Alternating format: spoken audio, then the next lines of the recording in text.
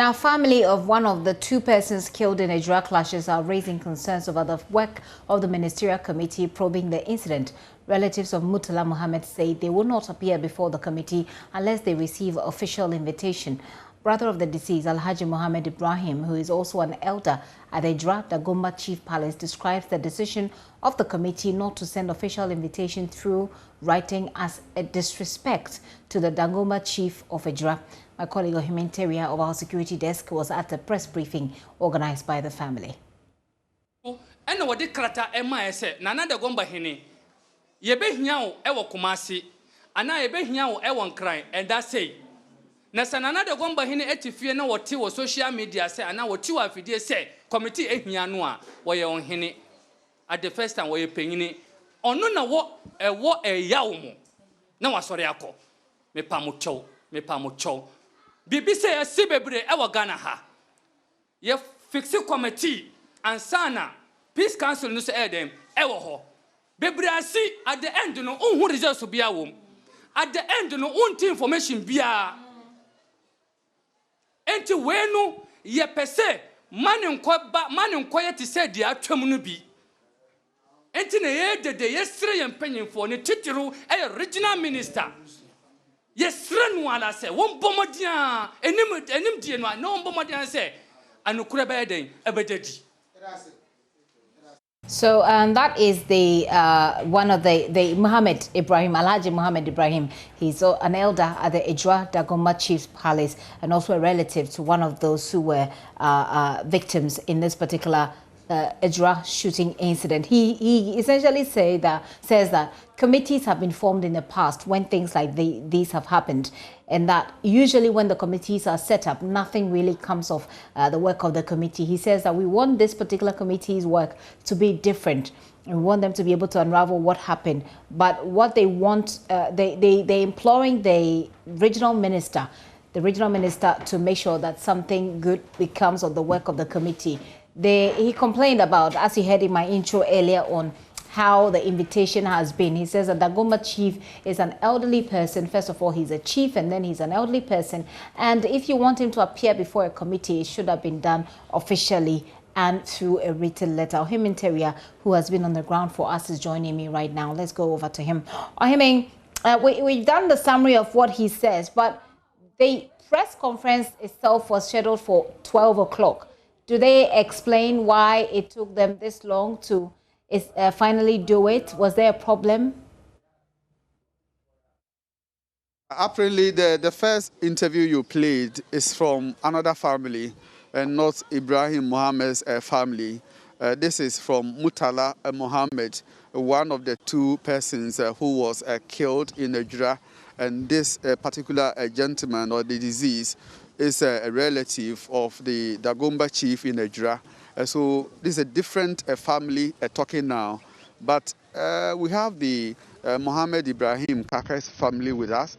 Very soon they will be talking to us as far as their grievances are concerned per the work of the committee. So this is a different matter altogether, Gifty. Run us through everything else that they said at this particular press conference and what Kaaka Mohammed's family have also been saying. The family is not happy with the work of the committee. They say the committee has disrespected the family, especially the chief of Dagomba in Ejura. For instance, he is not any mean person.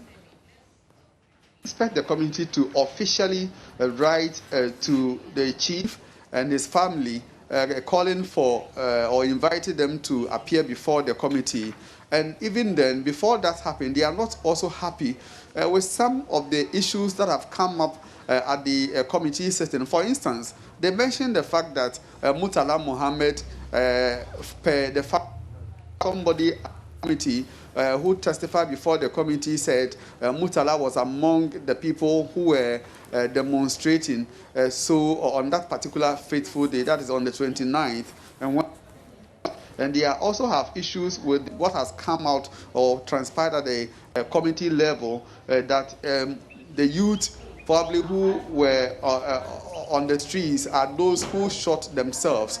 So the family is not happy. They say that Murtala is the one who drove the Dagomba chief to the cemetery.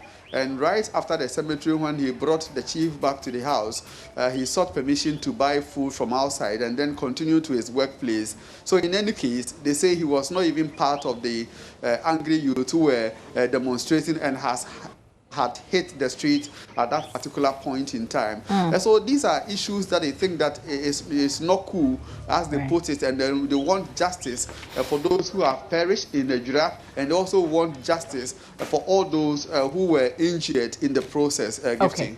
I mean, so let me take you a step back and talk about the committee sitting today. Today we had Agatha Donyina, whose son is battling for his life in at the Konfanoche Teaching Hospital. For those who could not monitor, we heard, among other things, what she says that his son told her. Bring it back to us in a wrap.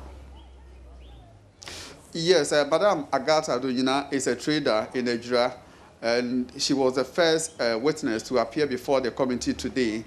Today, the committee, which usually sits at 10 a.m., had its process sitting delayed for more than an hour because they had to wait for witnesses who have to come from Ejura and other places. So when the sitting kicked off after 11:30 a.m., Madam Agatha Donyina appeared before the committee, and he took the committee through what his son, 20-year-old Louis Ayepa, went through on that fateful day, leading when he also received gunshot wounds from a direction he couldn't tell until he was sent to the government hospital and then transferred to the Konfanoche Teaching Hospital. He says the son told her when news got to her that the son has been, hit by a bullet. She rushed to the government hospital and saw her son in that uncomfortable state. And then when she inquired from him, he said he had gone to, at the time that the incident happened, he was entering a drugstore, and then at that drugstore, something unusual happened. He was hit by something in the stomach, and later when he touched that particular spot, then he realized this blood oozing out, and then he sought the support of a lady around. But he later felt unconscious, and all that he saw when he returned to conscious was at the government hospital. And as we speak, she said the son has already undergone the first surgery at Konfanoche Teaching Hospital because the bullets actually affected his intestines, and now they are waiting for another procedure to fill the wounds created by the gunshot wounds. Okay. Well, I mean, let's leave it there and bring in the family of Kaaka who are with you at the moment. Let's hear from them. Yes, I have with me here nephew Mohammed, the family spokesperson for Ibrahim Mohammed, also known as Kaaka. Let me find out from him. Yes, I've seen this woman here. Who is she? She's the late Mohammed Ibrahim Kaaka's wife. Okay. Yesterday, we received information about the family's, quest, I must say, your decision not to appear before the committee. What exactly are your concerns? Good evening and welcome to News. In fact, the family have not taken it lightly, and the family is strictly monitoring what is really happening on the commission. You got to realize that the commission's work is not to find out the circumstances that is leading to the death of Kaaka, but actually what we know for sure, the commission is talking about is the circumstances that lead to the shootings of the unarmed civilians.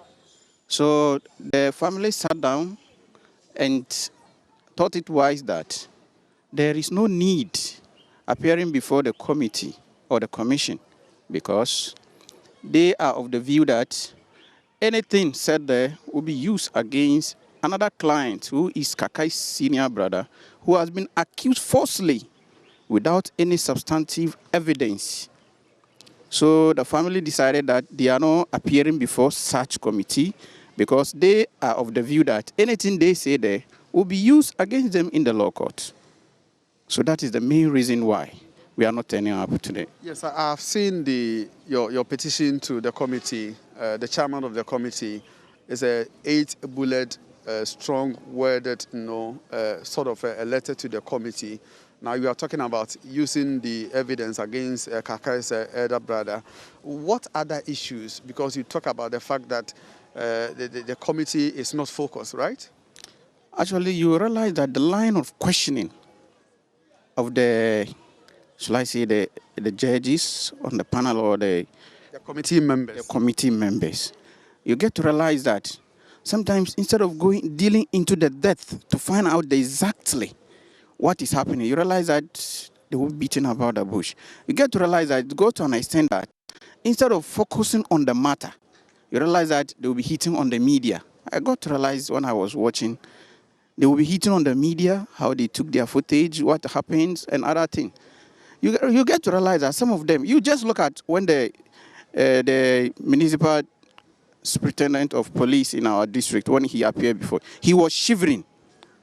And our lordship has to talk to him that he should come down, and they have to remove the mic to him so that he should keep the mic to himself so that he'll have confidence to speak. You realize that things are not going well. Things are not going well. And to the family, we are thinking that they are not dealing into the depth of the matter.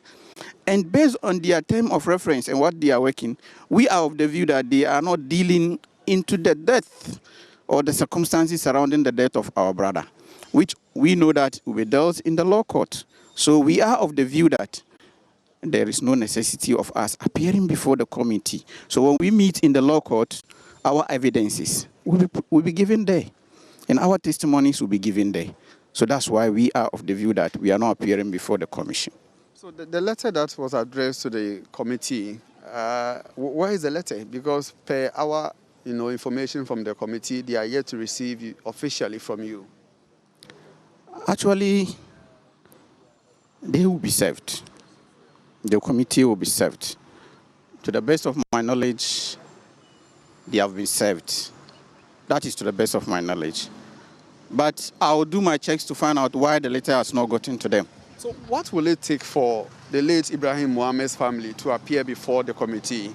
Because the committee still has some days to wrap up its work. You see, it is going to be very difficult for the family since the family has taken a stand. Looking at what we are going through a trying time. So you're looking at the circumstances leading to the death of my senior brother and what happened the next day. It's also something thought-wise for the family to think of. We have been taking a brother, a husband, and what? A father has been taken from us. And the next morning we'll be kicked with another blow, which is total falsehood. Everybody in the house knows that it's total falsehood. But there is what? An element of fabrication that is going on, of which we will find out. Fabrication from where? From the police and some parts, I may say, from the media. Because some media will not come back to the ground to take information from the family of Kaaka. They will just see, they will be taking different information outside there. There was a press release, from the PRO of the police on the 29th. So if you realize what the woman, I've forgotten of her name, what she was saying, yes, Madam Tiwa, if you realize what she's saying, she's clearly saying that our brother, Idi Mohammed, has been confirmed or is guilty of the what? Offenses they put before him, of which it has not been proven in any law court.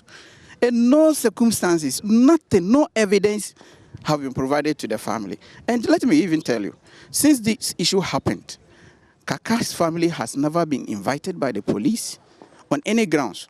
To surprise you the most, it was just last Monday, on the 5th of July, if I may get it right. Is it 5th? Yes. This Monday, just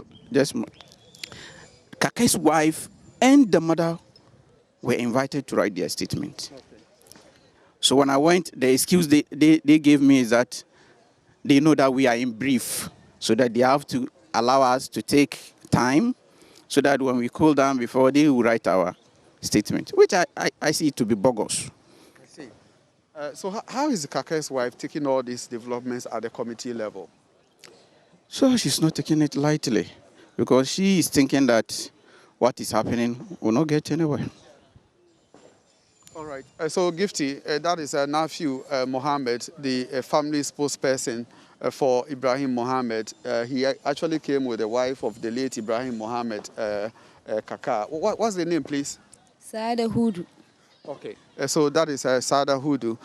They are here to speak to us, and as he rightly said, the family has lost confidence in the work of the committee, and no amount of words can convince them to go back to the committee. Gifty. And we'll see how it goes when the committee begins its work again on Monday, now that it has secured an extension to the deadline within which it has to do its work. Ohimi, thank you. Ohimi Teria there, my colleague, who is a member of the security desk here at JoyNews.